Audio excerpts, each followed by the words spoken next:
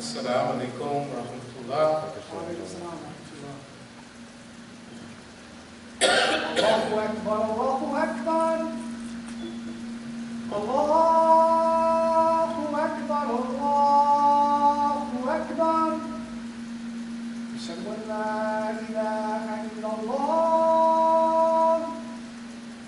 Ashhadu an la ilaha illallah. Ashhadu anna Muhammadan Rasulullah. Ashhadu anna Muhammadan Rasulullah. Hayya 'alas salah. Hayya 'alas salah. Hayya 'alal falah. Hayya 'alal falah.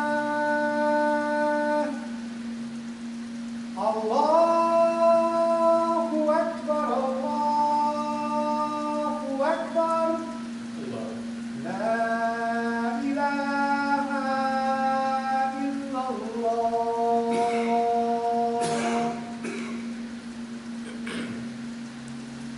Bismillahirrahmanirrahim. Alhamdulillah, hamdulillah, maduhu, wasta'inuhu, wastadihi, wastaghfiruhu, wa uminu bihi jalla, wa ala wa la akfuruhu, wa ashhadu an la ilaha illallah, wa ashhadu anna Muhammadan abduhu wa rasuluhu. As-salahu bil huda wa dinil haq liyudhhiruhu ala din kulihi wallahu karihal mushrikun. All praise belongs to Allah. We praise Him, we seek His help, His assistance and His guidance. We believe in Him and do not disbelieve in Him. I bear witness that there is no God but Allah, and Muhammad sallallahu alaihi wasallam is His servant and messenger. Allah sent him, that is Muhammad, with Deen al-Haq, the religion, the way, the methodology of truth. And this way of life known as Islam will rise to its proper position in this world, whether the mushriks like it or not. Bismillahirrahmanirrahim. Ya ayyuha alladhina amanu wattaqullaha haqqa tuqatihi wa la tamutuna illa wa antum muslimun. O you who believe, fear Allah as He should be feared, and do not die except in a state of complete submission to Allah subhanahu wa ta'ala. Bismillahirrahmanirrahim. La yuhibbullahu al-jahra bil-suwa'i man qawli ila man dhulimati wa ka'anna Allahu sami'an aliman. Allah loves not that evil should be noised abroad in public speech except where injustice had been done. For Allah is He who heareth and knoweth all things. Basically, this is a statement from Allah subhanahu wa ta'ala that evil and fitna and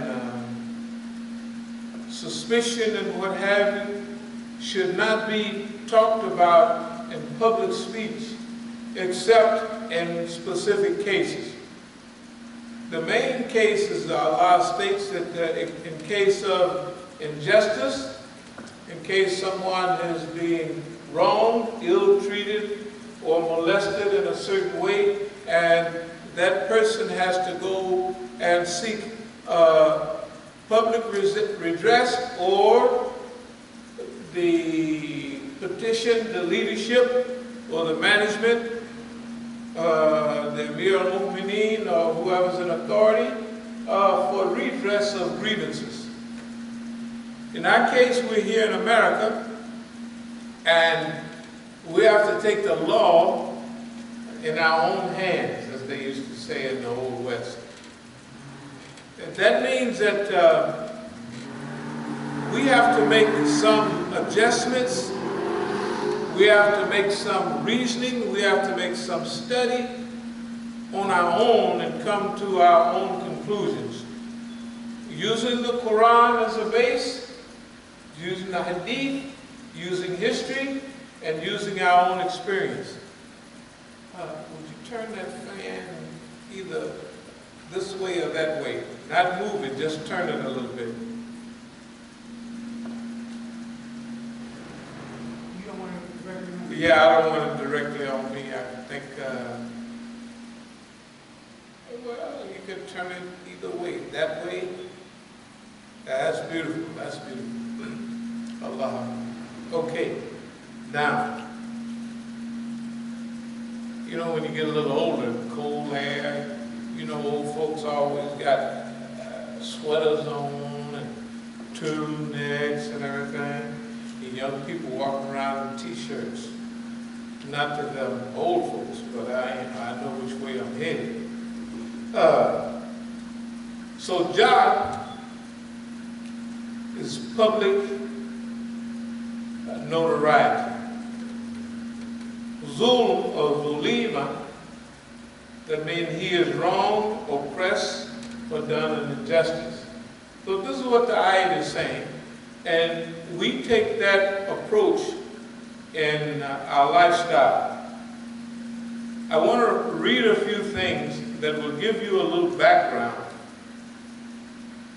on why so much fuss is going on. We won't cover it all, but we'll cover some of it.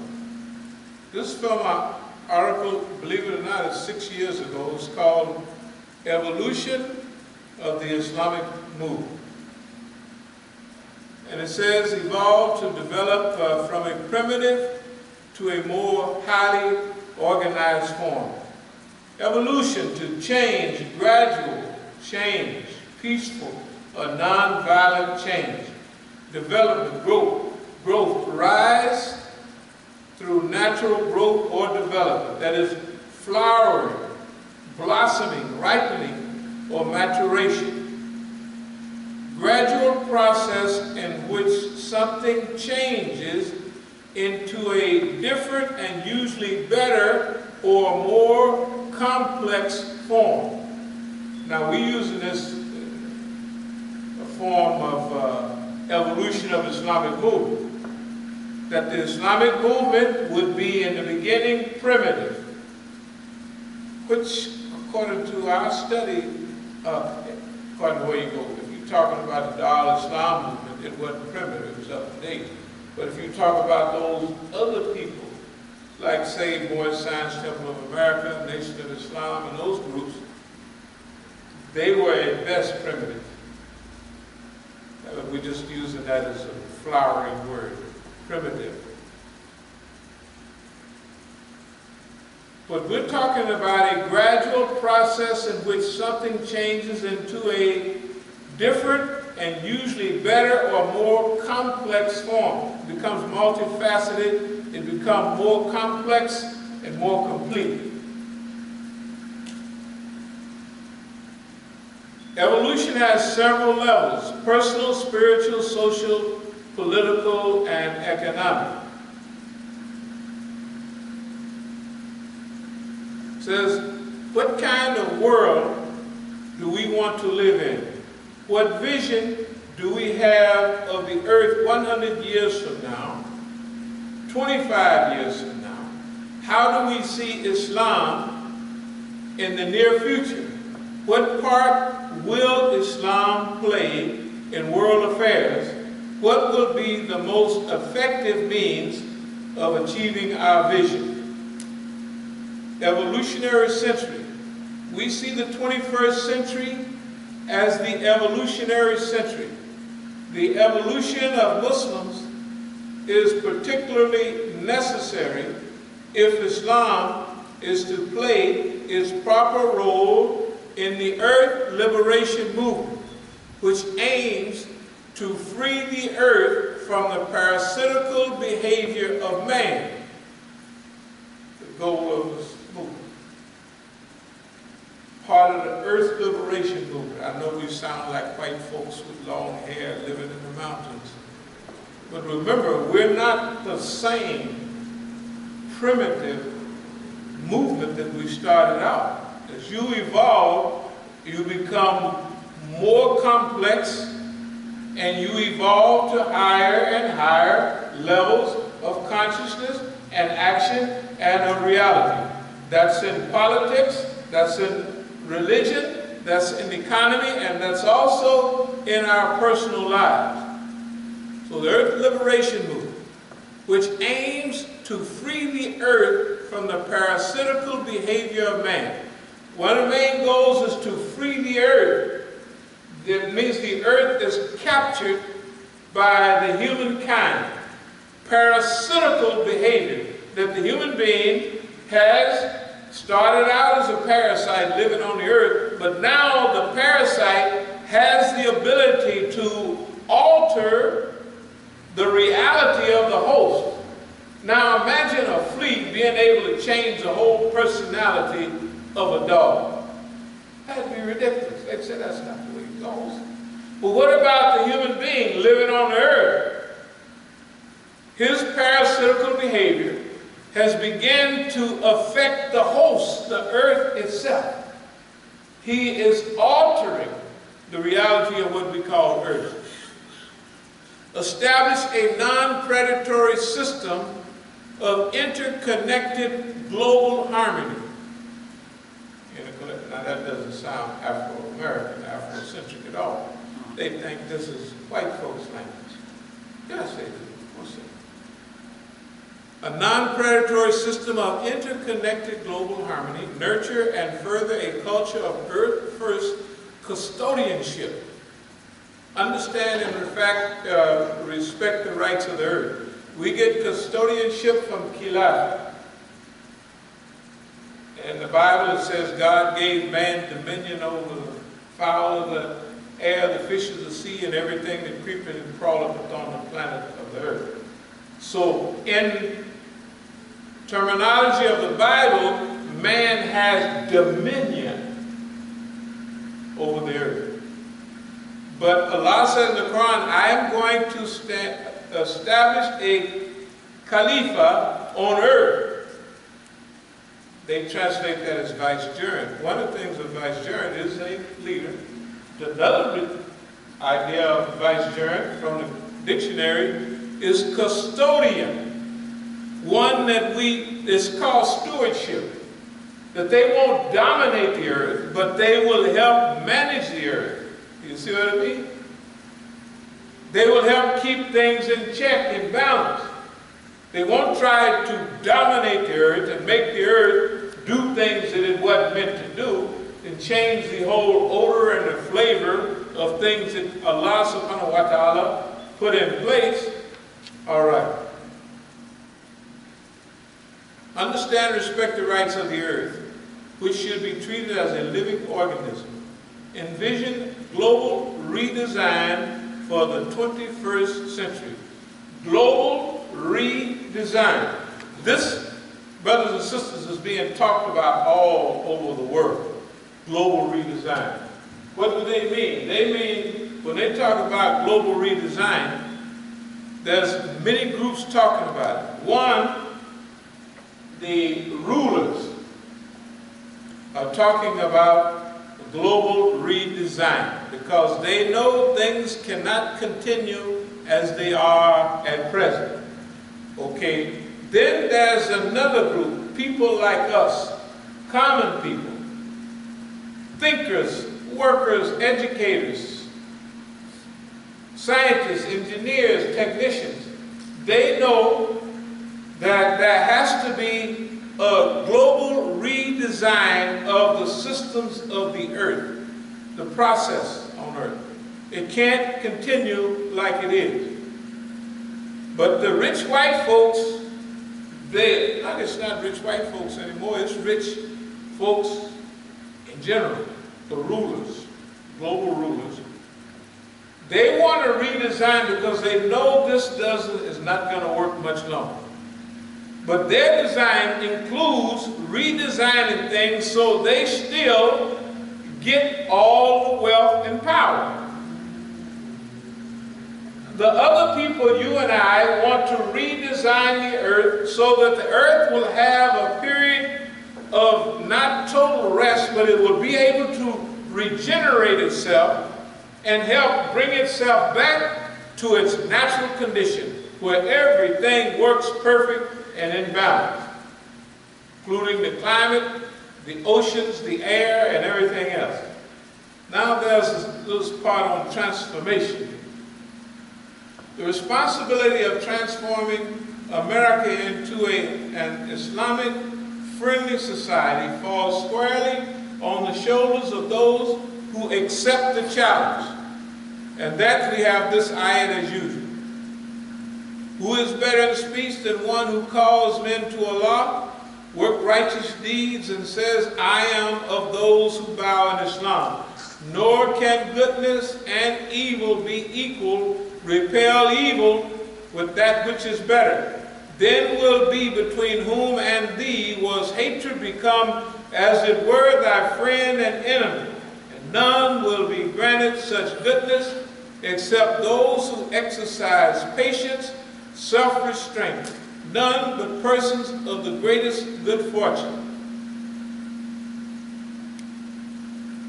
The first action towards transforming America consists of each Muslim subordinating him or herself and then his or her group's movement or organizational goals to what is best for Islam.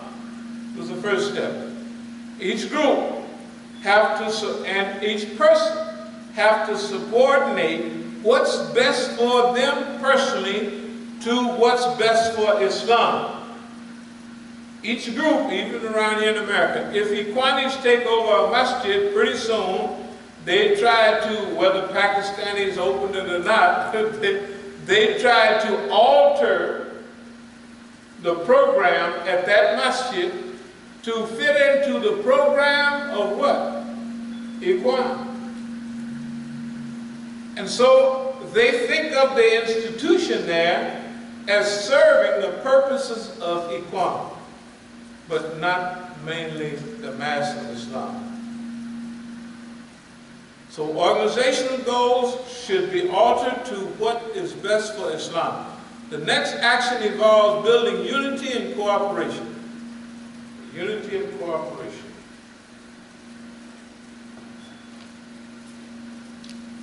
There's another one here, taking charge, designing our own future, inshallah. A proper analysis of the situation of Muslims, locally, nationally, and internationally, would show us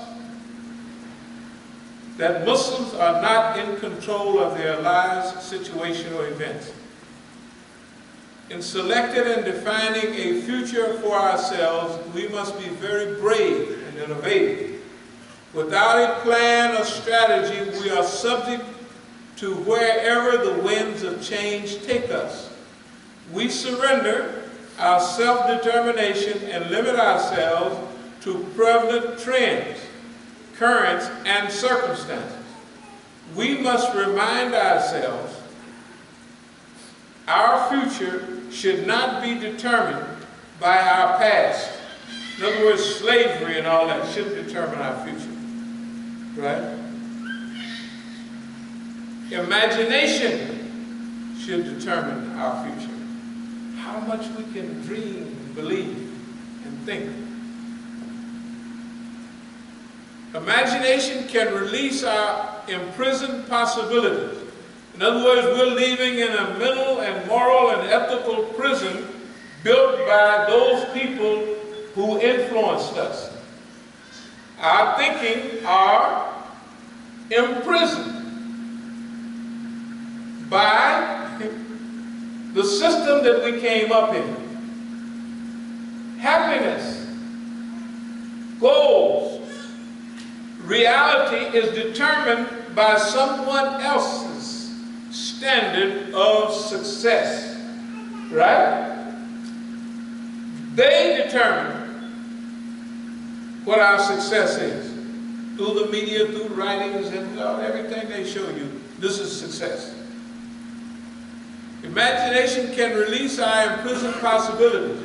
We can use our wonderful gift of imagination to think of creative ways in which we can achieve our goals, ways in which we can actually profit from our problems and capitalize on crisis. Imagination is key. In order to succeed as Islamic workers, we can use our imagination to visualize the proper Islamic movement for the 21st century. Let us see ourselves as great problem solvers. Remember self-image. We don't have time to get in it, but when Musa alayhi salam was brought to the promised land, he sent spies over there. Basically it said that Jabbering over there, big strong people. So they said, we're not going over there. You and your brother go over there while we sit here and watch. We're not going over there and two spies said, hey, here's how you can do it. You can hit up at the gate, you can do this, you can rush in and it'll be all right. They refused. In fact, I like the Bible rendition too of one key issue. In the Bible, Bani Israel, the spies, went over there, and when they looked at the people, they didn't use the word Jabbering like in Arabic. They called their tribal name, the people of Anak and the people of all of those type of names. And they said, when we saw them, we saw ourselves as grasshoppers to them. And when they saw us as we see ourselves. This is psychological, self-image psychology to the max. When we look at the American system, when we look at the West, we would like Bani Israel, because of our history of servitude, we see basically our best avenue to success is to serve the pharaonic system that we were brought up in. And we never visualize anything outside of our labor, our children, our best, going toward developing, let's call it, the American pharaonic system. And when we look at the system, we see the system as unchallengeable. You know, in Jahiliyyah, when you would get state cases and what have you, people would figure you have a little chance. But once the feds kicked in on the Negro, the mafia, or anybody else, tell the truth, it is almost a certain thing that that people, that group, they're going to the penitentiary. That's the way everybody, they accept that. Everybody accepts that as a reality. Therefore, that's what happens. In fact, in many times, we build a road to the penitentiary ourselves based on our belief about our relations with the system. Why? Because the system has been like clockwork. It works because it created its system, it created you, and you play ball with the system. I didn't do that. You know what I said? I ain't going to no penitentiary, I'm leaving. And you know what? When I left America, I didn't, with all the gangsters and criminals and dope dealers and everybody that got cases, I didn't find hardly nobody run off from the plantation. They dutifully hock themselves up to their ears because by the time they get their federal case, they got to spending so much. They get their lawyer, and the lawyer tell them, I'm going to beat this for you, I'm going to get you a good deal, don't you worry about that. Right? Listen, our lawyer always tells us that, don't you worry. You ain't going to the jail. You're going to the sofa. Anything, chair. We believe in our heart in the system, therefore, we voluntarily cooperate with it. This was a problem personally that I had with most of my friends. Big gangster Negroes. To tell you the truth, they were very sharp. In fact, amongst them, in sharpness and slickness, I would be about average. Just right in the middle. But there's a few things that I had that they didn't have. Kind of a black consciousness, and I didn't accept the white man as Lord and Master. Did he say you through? Well, boss man said it's all over for the brother, so it's all over, right? This is the self-image psychology. This is what the Zionists have put on us, and this is what the people expect. This was the problem of Bani Israel. There's the promised land. To us, the whole world is open to you and I. It is. And nothing stopping us from affecting and changing the world, except what? You and I. How we think. How we think and how we believe. That's why I said we have to see ourselves as problem solvers.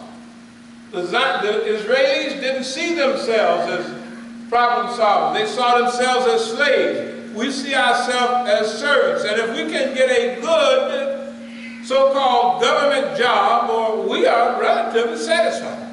Tell the truth. If we get a good, well, that's isn't that our highest goal? To get a good slave, as we should call it, job. I mean, we've been in prison.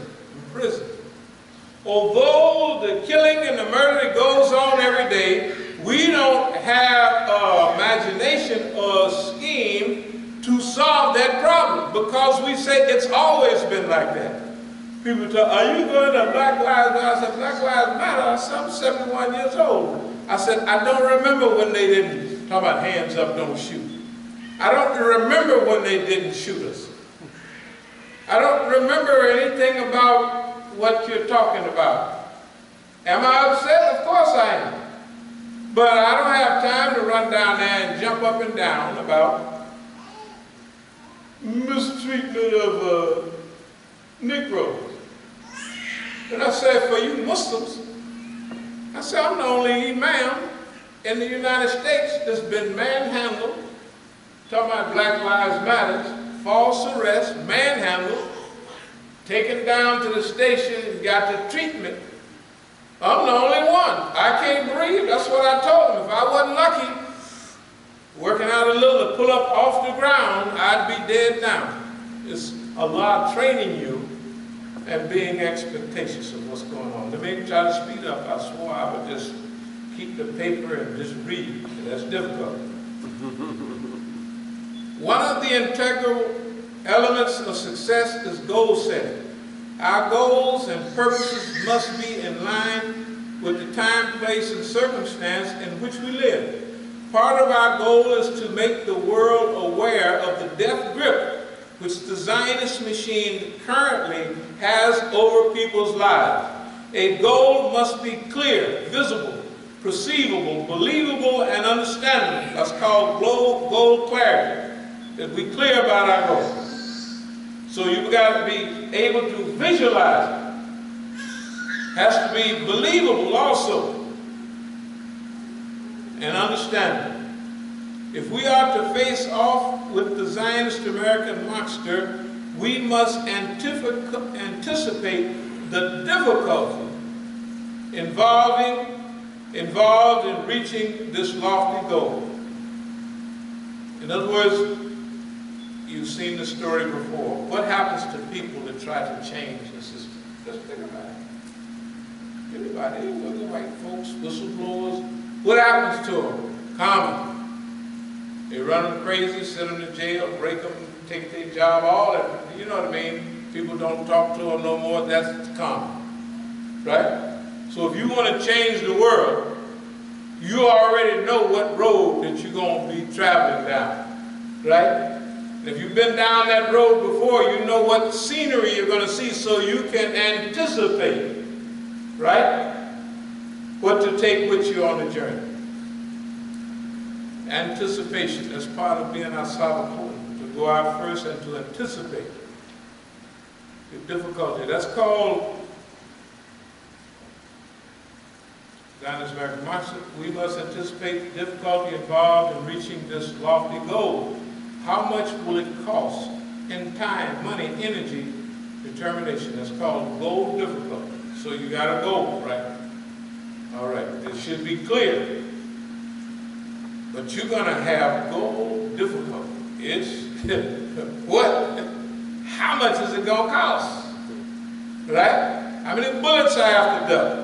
How many knots am I going to get on my head? How much is it going to cost me in money and material and friends and everything else? That's called goal difficulty.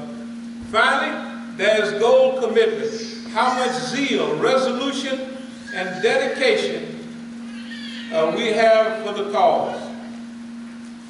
We got one of our old flight, Islamic Institute for Counter-Zionist American Psychological Warfare. We'll talk about that later. It means something. Evolution of Islamic movement. Now, this is another one. This is a little newer, 2012. And I'm only reading you little excerpts from it. Toward a new global harmony. You know that's white folks' language. They don't expect any nigga on any road talk about global harmony. The well-known concept within Islam is Islah, al-Islah. The word Islah has several connotations, including improvement, betterment, correction, reconditioning, and cultivation. It involves growth, advancement, becoming better, evolving to a higher state or level of excellence. Inshallah, with a process of Islah among humanity will also come a healthy recovery of the earth. With the proper consciousness and assistance of mankind, the earth must be allowed, 15-20-year period, to regenerate whatever natural systems are necessary to return it to a state of balance. I want to read, this is from October 2002, As-Sabiqun, and this is from our last As-Sabiqun conference that we had here, 2002. Man, 14 years ago, and I mean, that was fast. Nearly every society and every group of people has developed or inherited some vision of the perfect or near perfect state of being. All people have some vision of what a perfect life would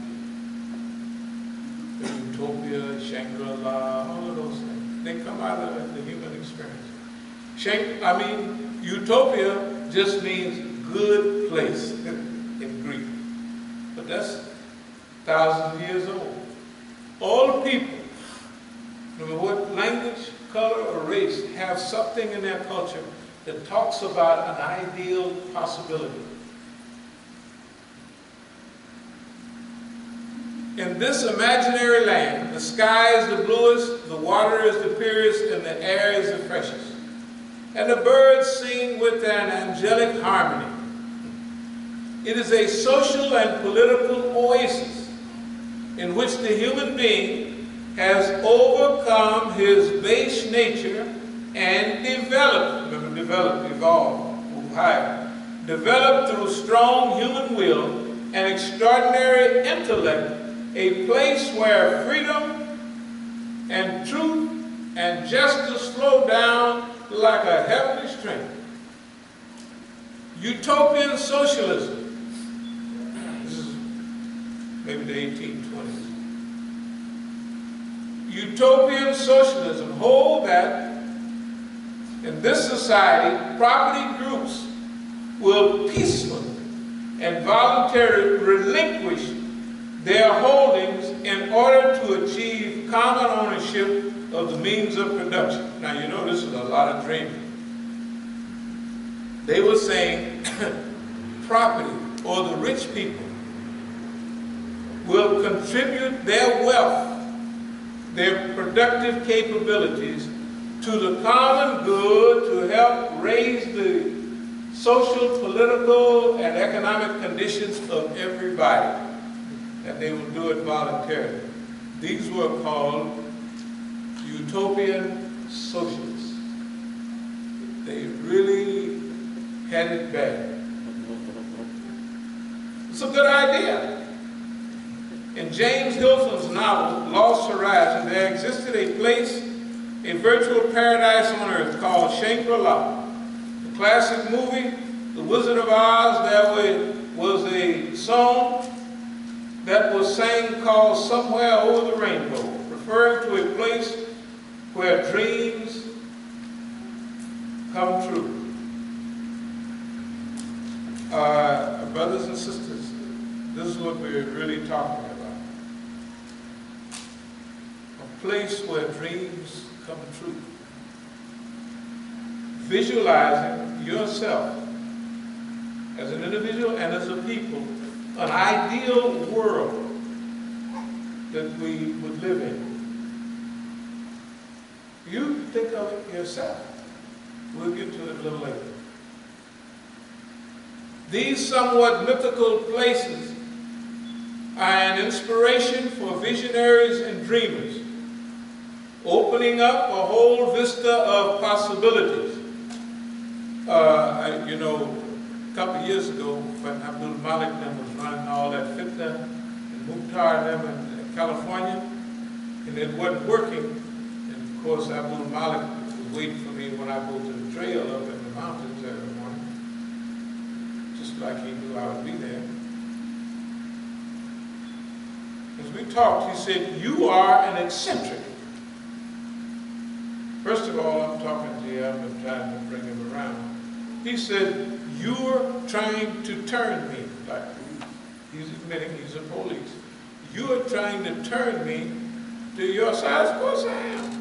Trying to save your behind from the fire. Fire, you knew how hot it was. You wouldn't be running around here with them white folks trying to cause trouble for people who's only trying to do right. You see what we're talking about? A new beautiful world. Who would be against that? So he said, "You're eccentric." I said, "I'm not eccentric. I'm normal. It's just that y'all is crazy. You think I'm eccentric because I believe that this system can be defeated." And that's what he's saying. One of the snitches back in 82, 83, when we was calling the day for him, he said, "You don't know what you're up against." I said, "Yes, I do. I've been doing this a long time already." He mean, "I don't know what I'm up against." That means they have confidence in the system, that it will work. A police believes that his system works. Why? Because 98% of the time it do. They just target a person and they bring the whole system to bear on that person. And that person don't change. You have to keep right on. If he dealing, he just keep right on dealing. Riding up and down the street with a car full of dope like he's invisible and he's target number one. Right? When I first got here, that Negro, Rayful Edwards in Tattletale, he was selling dope and his name was in the papers. Everybody was talking about the way he get dope from LA, everything. And he just kept right on selling dope. He didn't pack up and move to Philadelphia or go down south, so he stayed right here, kept right on dealing. That's why the system works, because the people cooperate with their own downfall. Right? Yeah. All the old stage robbers and all of that, Butch Cassidy and them, they just kept on robbing trains. Okay. Bunny and Clyde kept on robbing. Places the same tri-state, they just kept on robbing and getting away and robbing. Pretty Boy Floyd and them, they just kept on doing the same thing. They didn't say, "Hey, make $3,000, I'm going to California or Mexico. It'll take 3 years off, 5 years off. I quit for a while, right? They didn't do that. They just kept right on, and the system keep closing in on them. The people cooperate in their downfall. We cooperate in the decline of the Islamic movement in America. We cooperate with it, yes, because of our thinking. I'm trying to speed up here. For Muslims, we have our own utopia, or Shangri-La. It's traveling back to the time of the Prophet ﷺ, the Khulafā Rashidun, to a society that was in harmony with the will of Allah subhanahu wa ta'ala, where taqwa flowered in the fruits of Iman and ikhlas, sincerity, were found throughout. The difference between us and other flights of mental hopefulness is ours are real and achievable. In other words, we have the only system that has worked according to its own classification. There's never been, if you read Das Kapital, you read Marx and Engels, there has never been a communist society that worked according to its own classics, its own writing. No, it just happened. Russia did not work in the old days according to Das Kapital, Marx, or nothing like that. It just didn't work. They never achieved anything close to, you know, in the final state of communism, you know what it's called? The withering away of the state.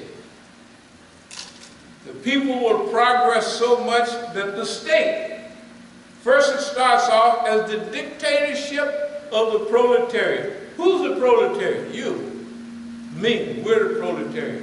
We will be the dictators in the first stage.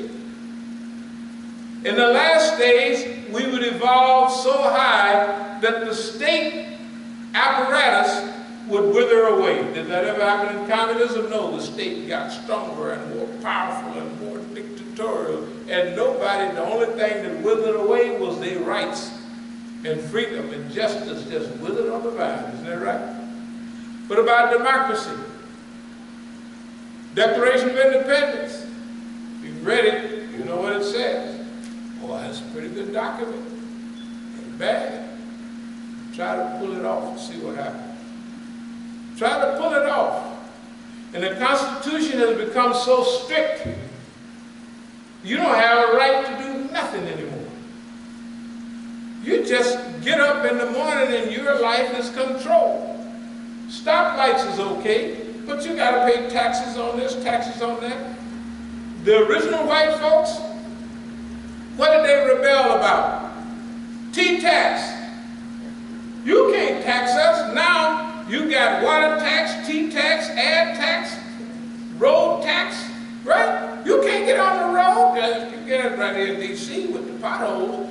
But you get out on the superhighway before you get to Chicago. I went to Chicago, I paid $55 in road taxes, tolls, before I got to Chicago. No, it wasn't, it was Detroit. I said, good God Almighty.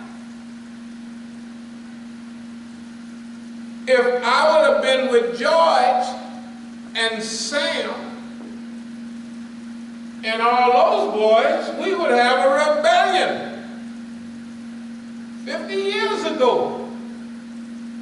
Well, taxation without representation. Boy, you get taxed. I don't know how people do it. I ain't gonna get off into that. I'm talking about Never Never Land. I'm talking about Dreamland. Okay. There's something creating a new civilization in Islam.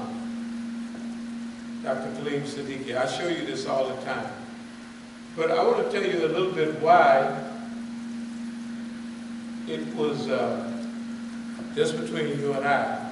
The mantle of Dr. Khalid Siddiqui, even if you read in Crescent magazine, it'll say, well, Zafar Bangladesh, Muhammad Al-Asi, they got the message. But if you listen to Dr. Khalid Siddiqui's address And if you listen to when we was going to the airport, the Johannesburg airport, April 16th, 1996, he died on April 18th. What he was doing was telling me, and Sister Bahia, she was there listening, asked me, what does it mean? What is he saying? He was passing the baton. He kind of knew he'd pass away. To me, not to these guys, and they all knew it. Because in this big lecture here, the way the billing goes, you know, way just like bands and programs, the smaller guys get on, then it gets up to the big guys, and then just before the main speaker come on, the one that sets the tone for everything comes on. So I spoke before Dr. Kaleem Siddiqui, not his other big bright homeboys. When Dr. Siddiqui came on, he said, Imam Musa has told the whole story from the slave ship to the future. But now I'm going to put my little part in. Why? Because Dr. Kaleem Siddiqui and I became very close. Why? He was creating a new civilization in Islam. We thought the same. He was a dreamer. He was a dreamer. The other guys are practical analysts, always talking that mess. But no vision. Never what we're going to do, how we're going to get there. The other thing, the Majlis Ashura Islamiyya Free Britannica, that is the Muslim Parliament, which was a non-territorial government, the greatest thing in modern times for Muslims outside of Muslim area. That means in Europe, in the UK, all of these Muslims work in the Muslim Parliament. Each group, each organization had their representative, and they had shura, and they counseled each other on how to run their affairs. This is big. You got to understand what I'm saying. A non-territorial government. This is a government where the Muslims run their affairs, they just do not run the territory. Do you see what I mean? This is the highest level that anybody have moved to in modern times in Western thought, or for what it would be tailor-made for Western Muslims. Dr. Kaleem Siddiqui is the one that developed that. Now, who helped him? Yours truly, another dreamer. Doc, we've been talking all this stuff, so what are we going to do? I would be kind of like teasing, because I was practicing. In '88, that big conference in London, in fact, Esau was there. Esau, the white fellow over there, Virginia. He wondered what Dr. Kaleem Siddiqui was talking about, this great conference, setting up all of this stuff. You know, Muslim Parliament and all that. This was right after Salman Rushdie, where he took advantage of Salman Rushdie and he played that into building the Muslim Parliament. So we over there on the corner, Dr. Siddiqui, we counting on you, we got to take it easy, I got it covered. In other words, you know, in every program, people have a part to play. What is he counting on me for? We're all these people in the lectures, don't nobody know what the hell they're talking about. We're counting on you to make, you got to make sense to everybody. Tell them what we're trying to do. You can do it. I said, I got it covered, Doc. We're counting, I said, I just told you, Doc. That's the way we talk. I said, I got it covered. Don't you worry about your brother. And people was looking at me, I got it covered. Bam, hit it out of the park. The other people, maybe it's hasad. Hasad is jealousy. How can a nigga outthink, you know, you always got an advantage? Because tell the truth, when you go to them big mosques, don't they have a seat for you in the back somewhere? They don't want to ask you to run nothing. They think you're supposed to drive the school bus and pick up the trash. We don't mind doing that. We do it here. We do it everywhere for free, but you can't pay us no money to do that. Why? Brothers and sisters, what I'm trying to tell you is is that we have the ability to solve problems and to build a society. I'll read one of the last things. Thoughts are things, a new civilization of peace. Imagine yourself consciously participating in humanity's evolution. Imagine yourself, not as a bystander, imagine yourself participating in humanity's evolution. No longer a witness to all that is occurring. Visualize yourself as a fearless bearer of positive, life-affirming change. You, the Negro, visualize yourself not as downtown, not as dumb politicians, not as everybody else, but visualize yourself playing a part in this global change, that you are involved in your own transformation, global transformation, not just right here on Benning Road. Life-affirming change. It does not matter whether your brain can comprehend the future. All that is required is your heart willing to co-create a peaceful world where harmony links us together as one. Your mind has a tremendous ability to expand beyond its human limitations. Command it to grant you access to the wisdom, knowledge, and technologies of life, and be amazed at the generosity of Allah subhanahu wa ta'ala. In other words, command yourself to make the step. You don't want to do it because it's out of your comfort zone. But demand of yourself a higher level of consciousness and reality. Make yourself do it. And be amazed at Allah's generosity. Feel yourself in the presence of creativity, exploring wholesome, new living environments. Embrace the spiritual freedom to build a world that is in harmony with Allah subhanahu wa ta'ala's will. That's saying a lot. Now, you know, they don't think niggas talk like that. They probably think some white man came by and said that, right there. And handed it to me. They don't think we think like that.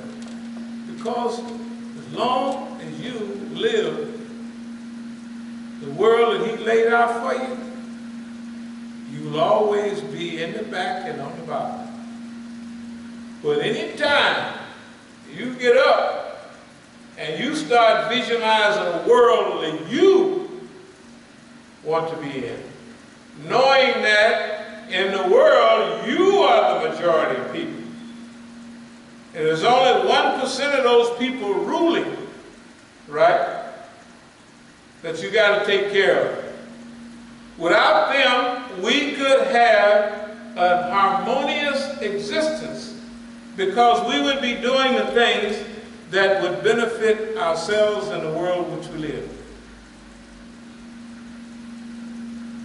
And it has some of the components. That's toward a new global harmony. Aqulu qawli hadha wa astaghfirullah li wa lakum.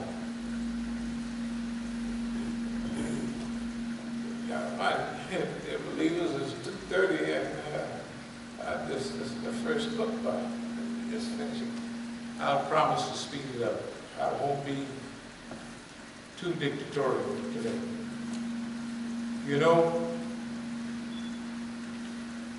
I want to talk a little bit about what's been happening, but I want to talk about what it really means. So today, we want to talk about what Oakland means. Number one, it's the only independent masjid. Everybody else seems to be controlled. There was an attempted takeover of our masjid in Oakland by Afro-Zionists supported by Arab Zionists, of all people. They had all kind of schemes. Scared to death, try this, that, another. And even they had a phony distribution food scheme.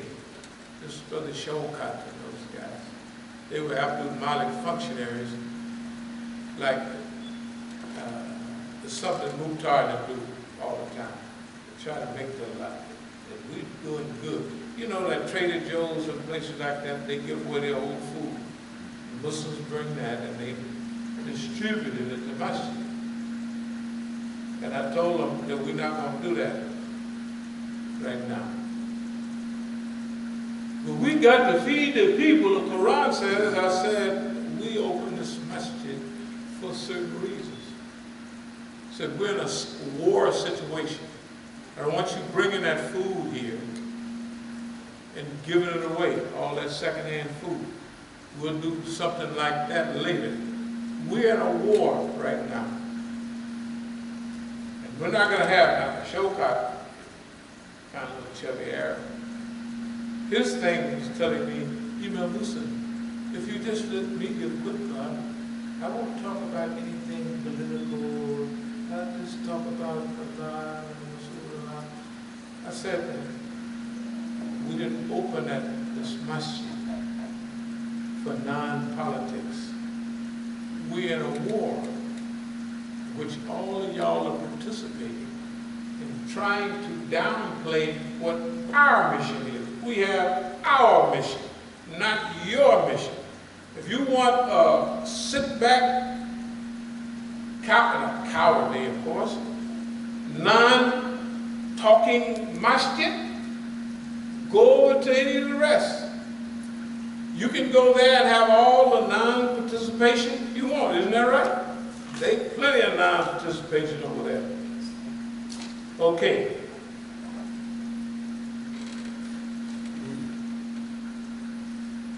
Forget about the decades of sabotage and destruction of property, allowing it to lie idle. One of our properties that we remodeled for the Islamic Institute for Counter-Zionist American Psychological Warfare, because we had computers and everything in there for that office. It was broken into 3 times. First time, they break in it and take all the stuff away. The second time they break in it, they brought everything back. This is some serious burden here. And finally, they broke in and took the same stuff they had taken before, and then they tore down the sign. Big sign in East Oakland. Islamic Institute for Counter-Zionist American Psychological Warfare. Everybody knows. That's a lot of Yemenis out there. A lot of Arabs that are looking here. Everybody knows that sign itself is dangerous. You know what I mean? They already know if you have Islamic Institute for Counter-Zionist American Psychological Warfare, you're a gangster. You hard as nails. They already know that, because to have that sign in America means that you ain't scared of nobody. That's just clear. It ain't no ifs, ands, and buts about it.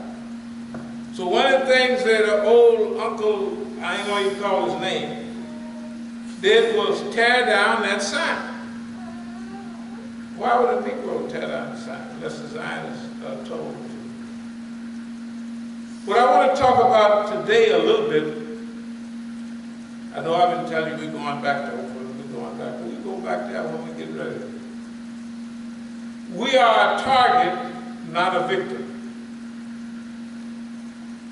The problem with everybody is they look at us through their own eyes. They look at us through, if that happened to me.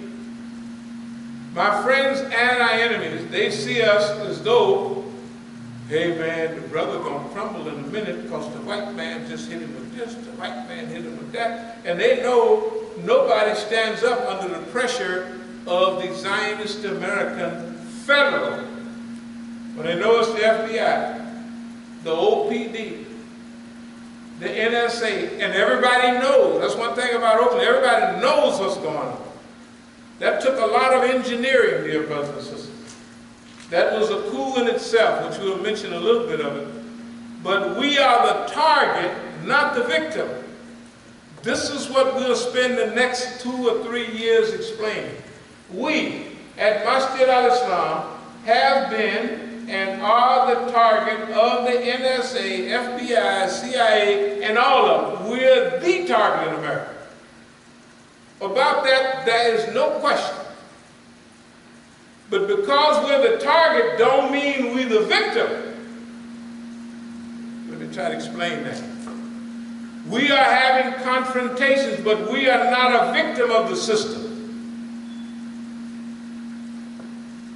We are challenging the system face to face, continuously.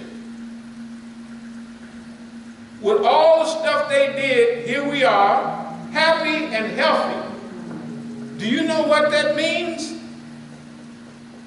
It means that none of the Muslims, none of the black people have an excuse. Because if the whole United States apparatus, along with the Oakland Police Department, along with DC and everybody else, along with any other federal, state, and local agency who attacks us constantly, where each one of their attacks, if we get attacked 100 times, any one of those attacks historically took out the group that they was attacking. All the time. Well, why is it that their attacks have no effect on us? Because of what we talked about at first. Evolution. Islam. It means to improve. It means to get better. It means to evolve to a higher and higher level. What that means is, when we first started our confrontation and contact with the system, they had the upper hand. When they punched us, it hurt. They took us out, but it bothered us.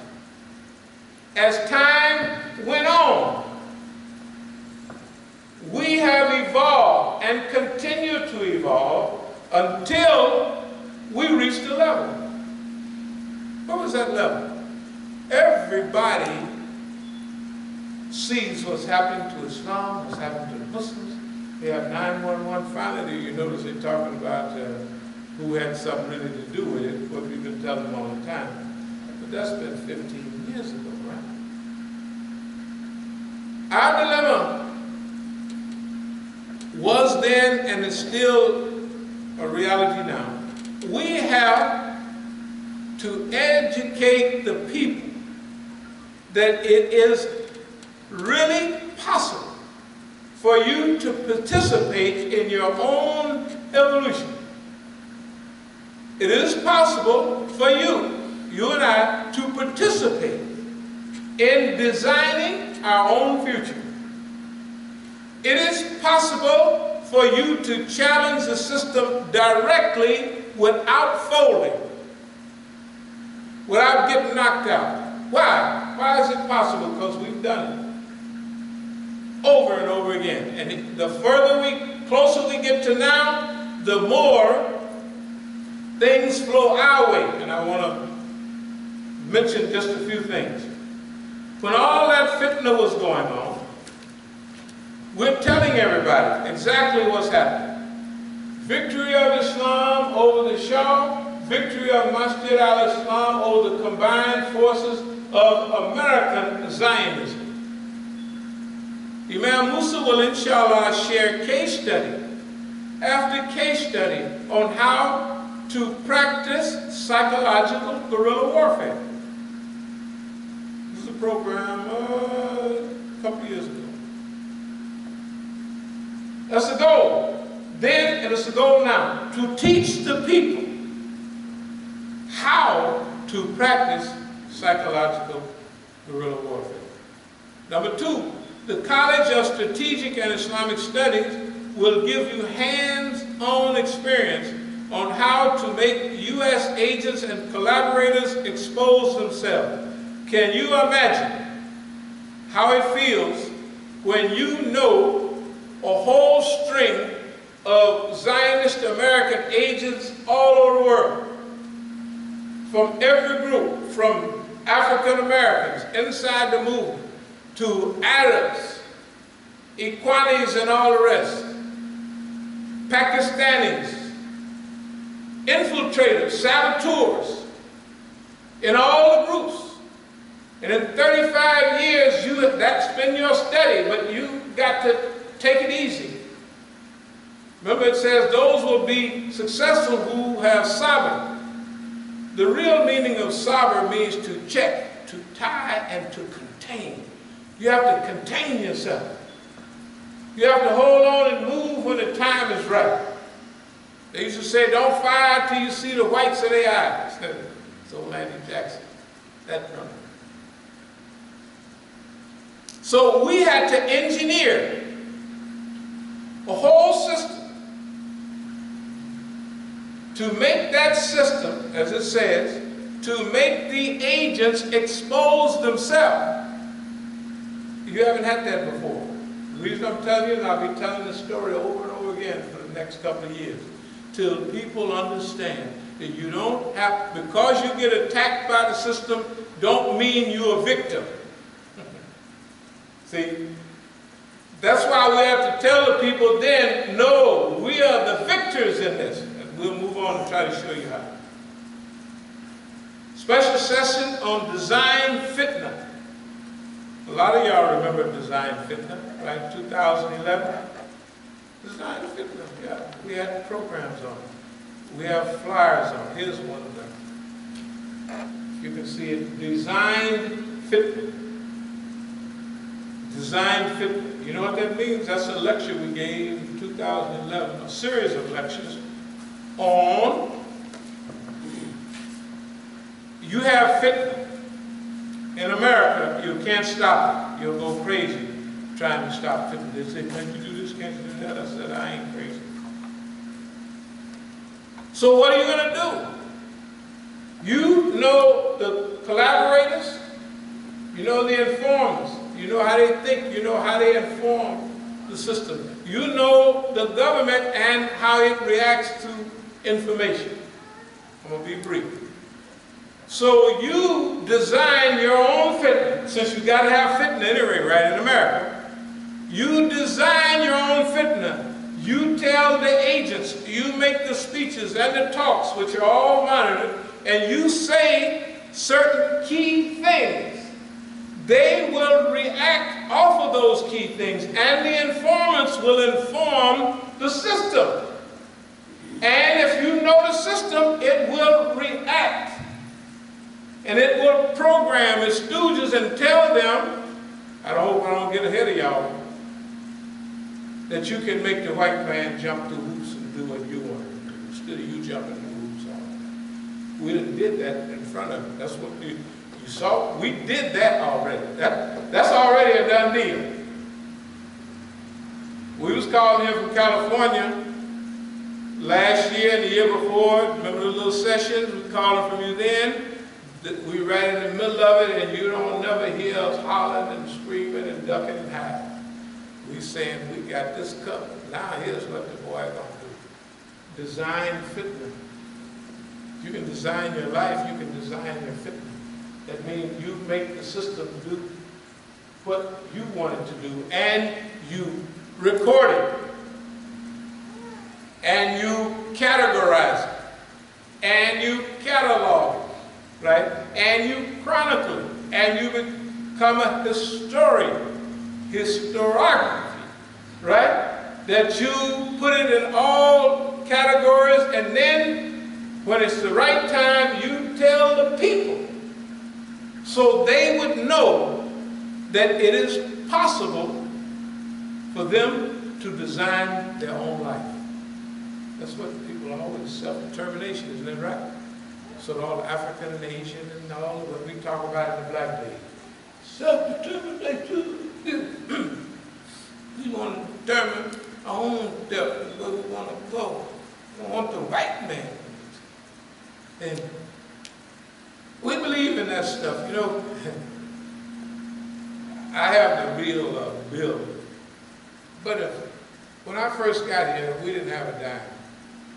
And Mark America, boy, he did a dirty setup. I didn't know what he was doing to tell you the truth.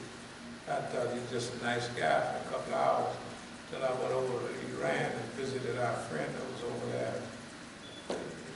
He helped get over there, as we know. So, we're going to open a masjid. But in the meantime, Mark America tells me, you can use the Muslim house on 16th Street in the Jew. All the neighbors, they had, I'd go down through the, through the alley and go down to Rock Creek Park, it's right there, and then run in the park every morning. I started smelling something. I thought maybe it was a little rat or whatever, a squirrel died. Finally, somebody came by, looked in the garbage can, and there was a big pig right there. People across the street was Baha'is. The Muslim house used to be called the House of Terror. Y'all remember that? And a lot of the Negroes here used to train over there. They trained in Rock Creek Park. They call themselves the IGA, Islamic Guerrilla Army of America, I guess. I couldn't imagine why. I go down to Rock Creek Park and I run by the river and I see everywhere I go, I see an agent parked there watching me. I said, man, I'm not serious business. Pretty soon the word gets back to me, yeah, I read something in the newspaper. The House of Terror, well, I'm giving Khutbah, is open again for business. I said, this boss, that's all right. And the boy done set me up just like I was selling dope. Come here with a clean record to D.C. and crank up Khutbah, they get ready to sell the Muslim house. So they say, you could use it, you're such a nice guy, till you get your place, or until we sell it. Anyway, that passed, and we was out in Manassas for a while, because we hadn't got a place yet. So we was telling the people, when we'd have little meetings, we met at the little Sufi joint over there, Vermont, 18th or 30th, whatever. Anyway, so,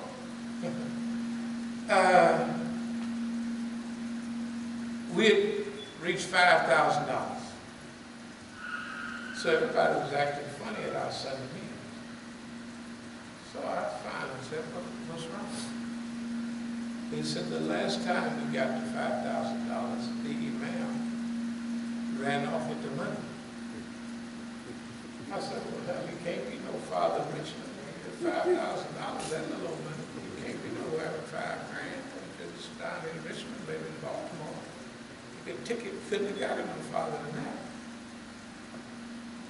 So we kept on, we raised the money.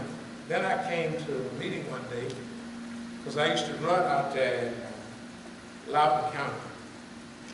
This was a $5 bill. You could tell, boy, it was under the weeds. It was everywhere. You see, it's been eaten up by time. And you know, I run along the side of the road and you'd see chewing gum wrappers down in and everything. I'm running down and I just looked, I said, that's money, real money. So I brought it to everybody. I said, this is a sign. We're going to get all the money that we need. Because if a nigga can see $5 under all of that stuff and ain't nothing showing, we're going to get money, which we did. It's the same thing about you. They say, seeing is believing. It ain't that way. Believing is seeing. Once you believe it, you're going to see it. How are we going to do it? Well, I don't believe we do it. Well, you ain't going to come up with nothing. Because you don't believe it. I know Masjid Al-Islam and As-Sabiqun has a big mission. It's already plain that We already playing our role. We are already doing our role. I'm going to just move toward a close. In Oakland, we're the target, but not the victims. We have ascended to the level of predators of tyranny and injustice. We are the predators of the system. Now, if y'all been coming here 5, 10 years, can you talk about the white man like that? If you ain't serious. Now, I just said, we the predators on him. He ain't the predators on us. Now, if I'm back here next week, still laughing and talking, right? Something's going on, isn't that right? If as far as 10 years ago, we had some programs, what are they? How to pump the FBI, right? Y'all remember that program? Maybe I don't even have to show you. But here's some. Psychological guerrilla warfare. This is strategic brilliance. And the reason it's easy for us, because don't nobody think niggas can think strategic and definitely not brilliant. We're having a war with the system. So, they got atomic bombs, they got snitches everywhere, they got everything on their side. So if you are in a war, a battle, you try to get to the battlefield early and arrange things on the battlefield to fit you, isn't that right? To serve you. So when y'all facing each other, you want the sun in their eyes, not in your eyes, isn't that right? All of those things that you do on the battlefield. Now it's called a battle space. Well, we have to arrange the battlefield to suit us, brothers and sisters.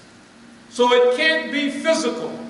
We got everything. So we change it to psychological warfare. Guess what? The white man accepted the terms. I ain't gonna kill you, nigga. I'm gonna run you crazy. This time. See what you can do. Psychological. They accepted our terms. So, how to pump the FBI and making fun of them, that's what the war is now. Do you see what I mean? It is a psychological war. Okay? Right in the middle of the war, we're telling them psychological guerrilla warfare has worked. This is just an enlargement of one of the flyers. Our psychological guerrilla warfare has worked. I was overseas a few months ago, and they said, we want to help you, but we want to help you such and such and such. I said, I don't need that kind of help. I said, you just took this and that, and you helped me the way I need help. This is after years of dialogue with our friends. We don't believe, I said, I don't care what you believe. And I don't want to catch none of y'all over in America with them screwed up ideas.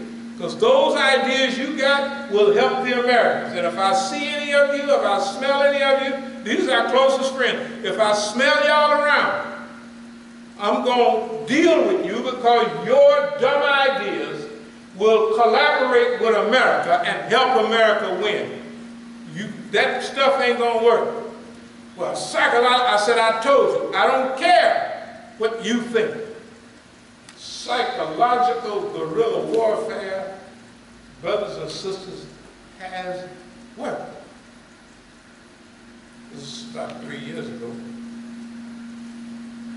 So, all of this stuff, pretending to shoot people, I'll tell y'all all about all that. All that stuff happened in Oakland, we arranged it. I'm going to be brief. We made them do that because we wanted them to come out on the surface. The only possible tragedy in this is that I knew all the big meetings and conferences from back in the early 80s and all of that. The Negroes that people overseas wanted to help the black movement. The Negroes here designed a program to produce disunity so that people say, we can't help the niggas because y'all not unified. They did it on purpose. Every time, in every country, the people, the movement was ready. I'm talking about the early 80s, very ready.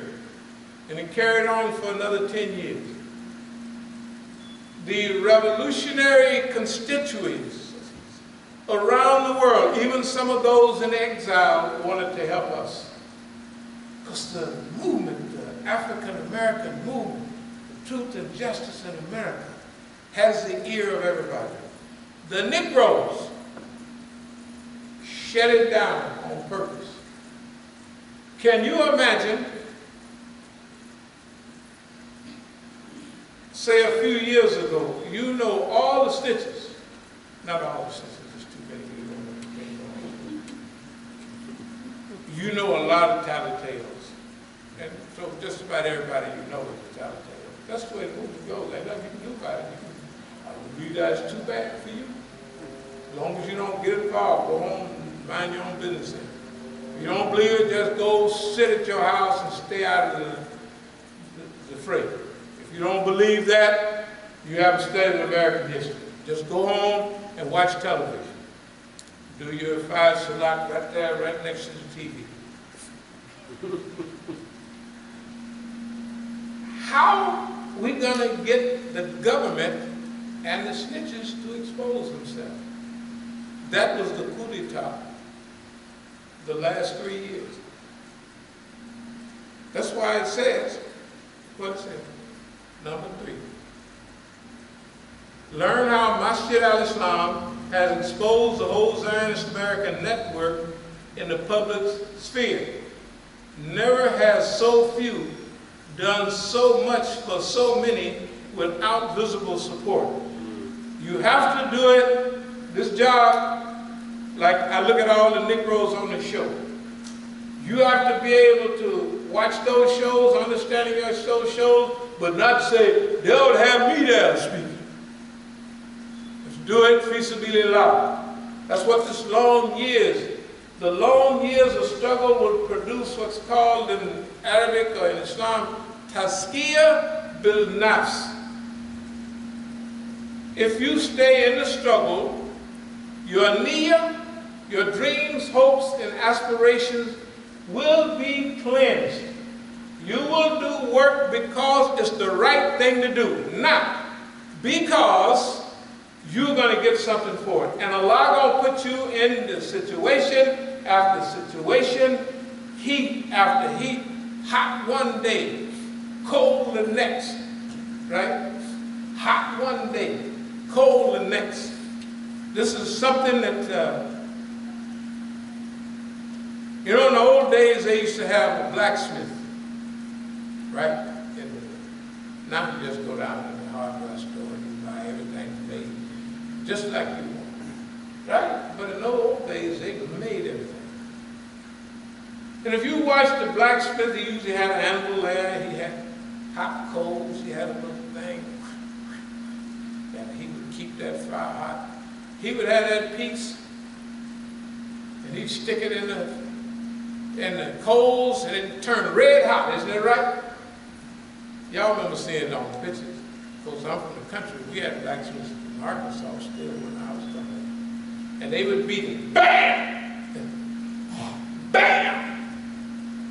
Bam! Beating, shaping, forming, and then he put it in cold water.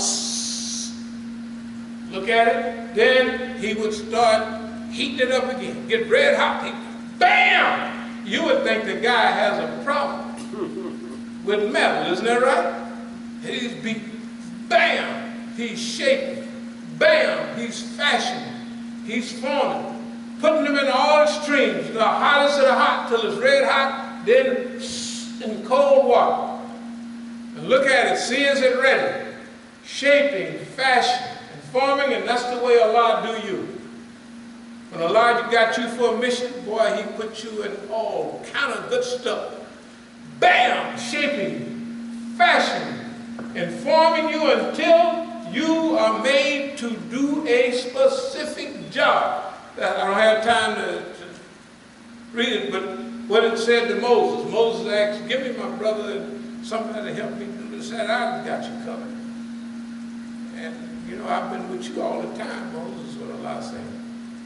Didn't I have you covered with this on and on and on? Then finally Allah says, and now here you are.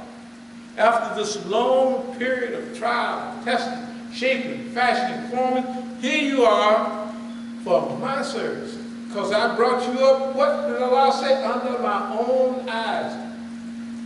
They putting all the Muslims in jail and threatening them. This is from 1973. I showed y'all this before. They got all the Muslims afraid. Did y'all see that movie? What was that movie about Gary Webb or something? Kill the Messenger? About Blandon, contraband drugs and cocaine and bringing it. Okay. And the guy had a list. But all the people on the list was dope dealers and stuff, right? Here's mine from 1973, 20 years before him. To prove, this is my list of federal court.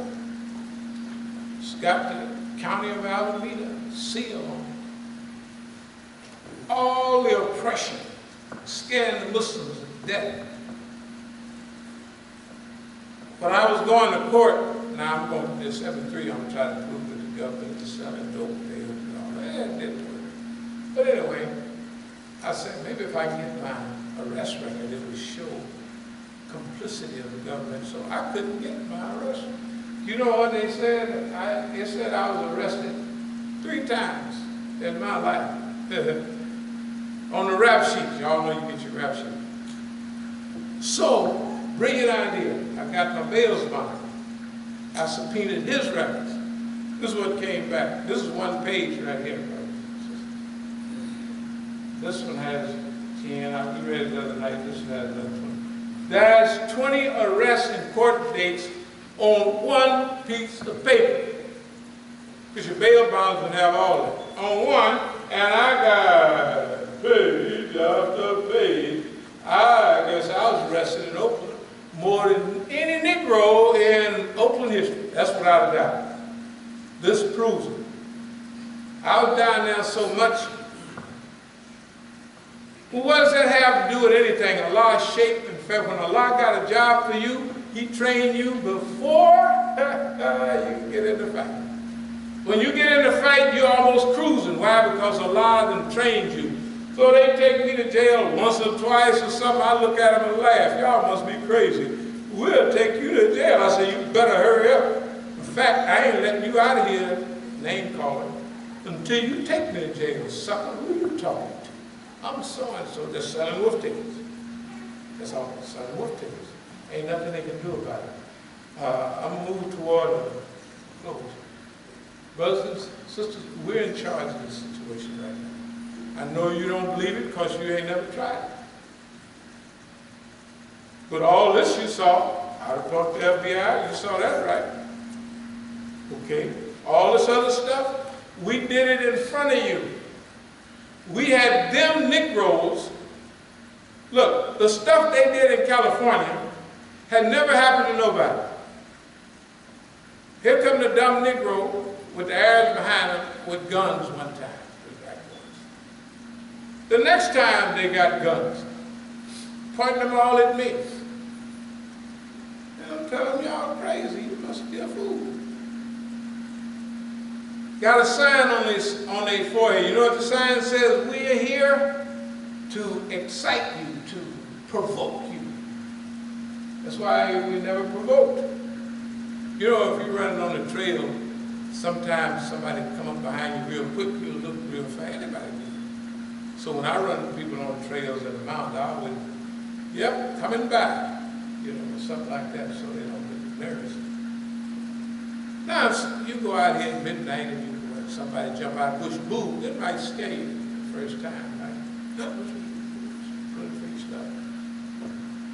But if they do that every day, all the time, and they got a sign say, boo, I'm here to scare you. Will it scare you? Of course not. The Negroes got a sign on their face, on their forehead. I'm here to provoke you. So you can't provoke us. The government, when they harass you, the government cannot harass you because they can't arrest you as many times as you was arrested when you was a kid. They can arrest you 2-3 times a year.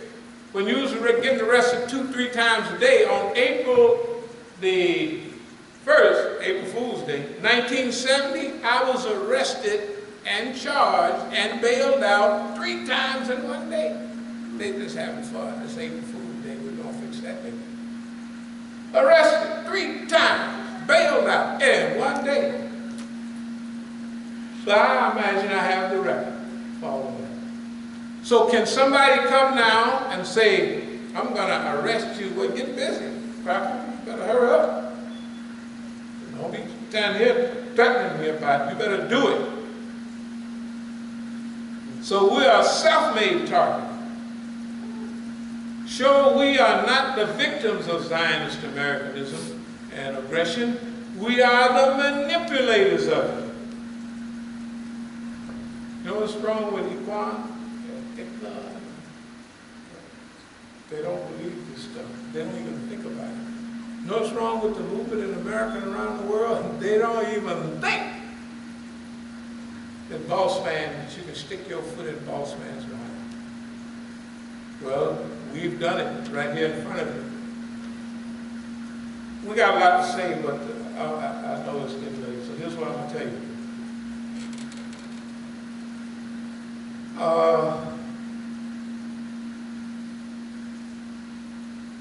You know, by the training that Allah gives you, you have an idea what the next fight is going to be. By the training that Allah gives you.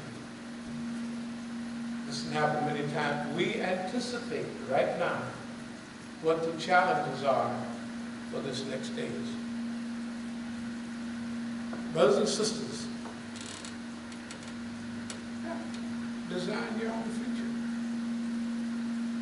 Don't sit back and let everybody else think. Just think. Look who you're trusting your future with. The congressman, the senator, the president. All of them is crackpots. A few years ago, the biggest Republican congressman, senator, got a case. He looking on the thing for little boys, right? And he got what they call a little guy that helps you in either the Supreme Court or what have you. Page and the other guy, they got another one they did. He running all the little boys up and down the halls of Congress. Come here, little boy, after little boy. And you're going to let those jackasses design your future. You're going to let them design your future and your children's future. You're going to let Bill, now Hillary get back in there. Bill, you couldn't even, we politicians kiss little babies. You couldn't hand your baby to Bill because Bill be feeling on the poor little baby. Right? Tell the truth. You going to allow those clowns, right? Old George Bush. I ain't going to tell you how crazy he is. You know he's a crazy man. A crackpot. Couldn't remember his birthday. People is flooding and drowning down in New Orleans, and his wife talking about Hurricane Katrina. Not Katrina. You know what she's thinking of? The old song when she was a little girl. Katrina, Katrina. Where you been all day? That's not the doggone flood down there. It's Katrina. But she's so far back in the woods, you know, them bushes is alcoholics. You know them white folks that drink Jim Beam and old granddad, they drink whiskey. Right? Them is whiskey drinking crackers. Texas crackers, right? They drink that whiskey like your daddy did. Ah! That whiskey. Y'all remember your daddy doing that? Yeah, maybe y'all did it. Y'all drink that whiskey? Did y'all drink any of that whiskey? Y'all didn't drink no whiskey? Well, y'all is a strange bunch of colored people. That's right, I know somebody. Skill generation. Now niggas drink one and then cognac. But the old niggas, your granddad, they would drink, hey man, I'm telling you, I'm going to quit in a minute. I had some of that rum or something that was sitting there down in South America. And fire hit it, the top lifted up and scooted across it. Boy, and I'm thinking that stuff is serious. Old granddad, the people that take your voice away. That's the way Bush knew. And his wife, they had that whiskey. You know what a nigga using dope, you can tell by what dope he using, right? By that look on his face. The old wino look, the old heroin look, right? Everybody got that look. They look, their face looked like old granddad, old Irish liquor, mellowed for 12 years on hickory wood, right? That's the kind of drinking they do. You want them to take care of you? You want them to take care of your life? You want them to put, that's who's taking care of your life now. That's who's setting your agenda. Okay, I will close, dear believers. I was going to read something that Musa said, but he just wanted to thank Allah for teaching him something of events. And he was saying that he wanted to be raised with the righteous. So Joseph was thanking Allah subhanahu wa ta'ala for allowing him to interpret some historical processes and events. Dear believers, we close with this. We ask Allah to help us have the confidence to want to make our own life and our own children's life, and to make the world a better place. Yeah, to take power from these criminals. They're just a bunch of criminals and bums. Baby killers, baby chasers. They slaughter people all over the world. We just invaded Iraq. And we just left. So what? There's a million people dead. Can you imagine that? That's a million people. That ain't nothing. Russians invaded Afghanistan. 16 million people. You know how many people died? Under the Russians. Not they don't want 1.6 million people. 10% of the people slaughtered. And they just go back home, right? And turn on the television. You gonna let them treat you like that? Black Lives Matter. They shoot a nigga anytime they get ready, and ain't nothing gonna happen to them, period. And never happened, right? In Baltimore, D.C., no, your life don't matter unless you make it matter. Black lives don't matter, and they never have mattered, except to other black people, people around the world. No, if you don't stand up, your life ain't worth nothing. Your daughter's life ain't worth nothing. And I'll close with this, and I'm really going to close. They give a dumb cracker from down there in Virginia or over here in Maryland somewhere a badge and a gun and the right to shoot niggas. What do you think he's going to do? You know, they talk on the news, tell the truth like, oh, this is too bad. When the police arrest you, what is he doing? When the backup get there, he's hassling you. He want you to do something, right? When they search you, they kick your feet so you get off balance, right? They intimidate you, they mess with you. They ain't, oh, we need better training. They need worse training. They already trained too well if they're killing the Negro. Brothers and sisters, will always seek thy refuge from anxiety and grief. You seek thy refuge.